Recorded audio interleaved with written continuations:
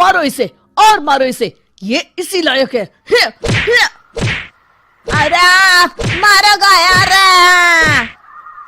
सरपंच जी, कालिया को चोरी करते हुए हम सब ने रंगे हाथ पकड़ा है। अब इसे गांव से बाहर निकाल देने में ही हम सबकी भलाई है। तो देर किस बात की है, अभी इसे धक्के मार के इस गांव के बाहर का रास्ता दिखा दो।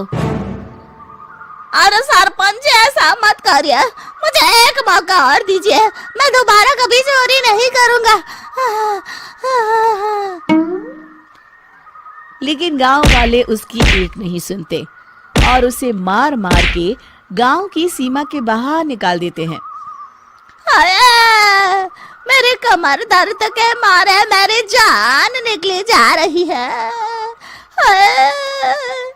कमबख्तों ने जम के धुलाई की है मेरी।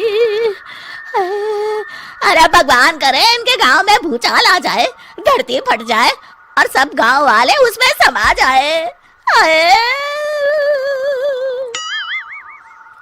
चलते चलते कालिया जंगल में पहुंच जाता है। उसे वहां एक प्रयोगशाला दिखाई देती है।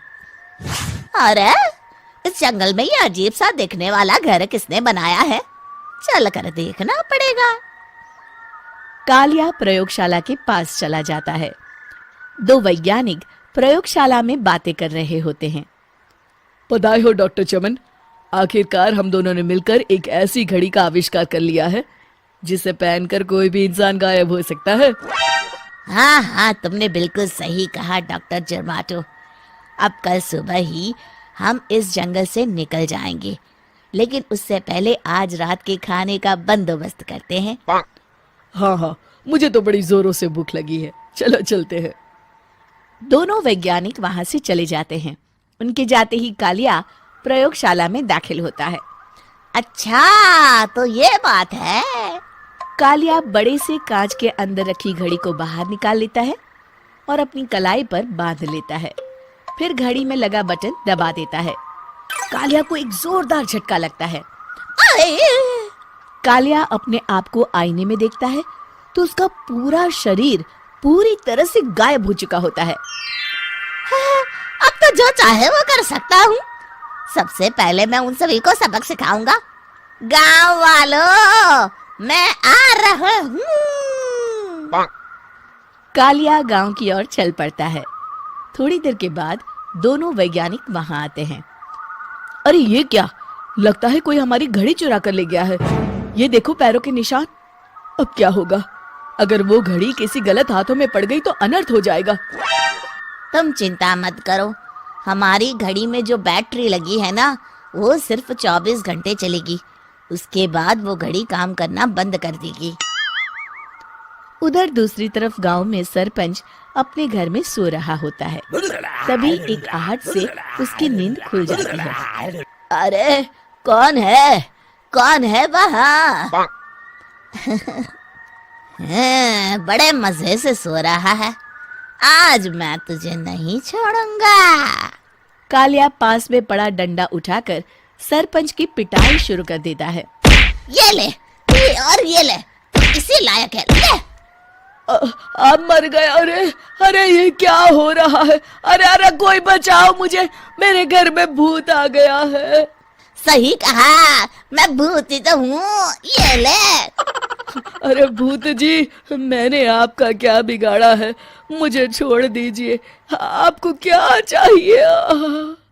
तेरे घर में जितना भी पैसा है ना, मुझे ला कर दे दे, तब मैं तुझे छोड़ दूंगा और यहाँ से चला जाऊंगा। सरपंच अपनी तिजोरी से पैसे निकालकर एक बड़े कपड़े में बांधकर जमीन पर रख देता है और कालिया वो सारा पैसा लेकर वहां से चला जाता है।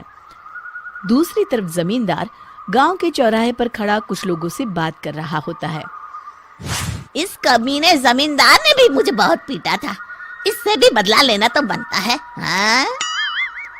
जमींदार अचानक अपने आप को चांटे मारने लगता है। अरे भाई ये क्या हो रहा है? जमींदार साहब, अब ठीक तो है ना? अरे मुझे नहीं पता भाई।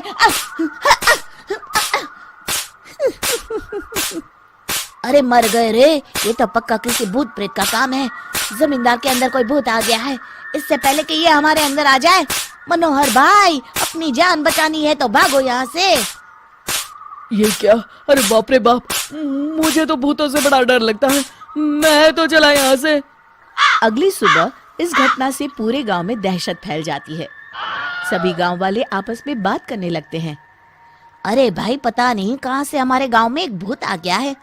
उसने कल रात को सरपंच और जमींदार की खूब पिटाई की और उनके सारे पैसे भी लेकर चला गया। हाँ भाई हाँ, ये भूत तो मुझे बड़ा अजीब लगता है।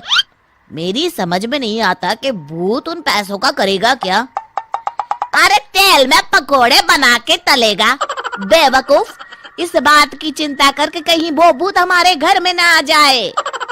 तुम बिल्कुल सही कह रहे हो आर्या, मैं भी इसी बात से घबरा रहा हूँ। अच्छा, अब मैं अपने घर जा रहा हूँ। तुम सब भी अपने अपने घर चले जाओ, उस भूत का कोई भरोसा नहीं है। हाँ। तीनों वहां से चले जाते हैं। दूसरी तरफ कालिया सारे पैसों को एक खंडर में छुपा देता है। इतने सारे रुपए तो मैंने अपनी पूरी जिंदगी में एक साथ कभी नहीं देखे।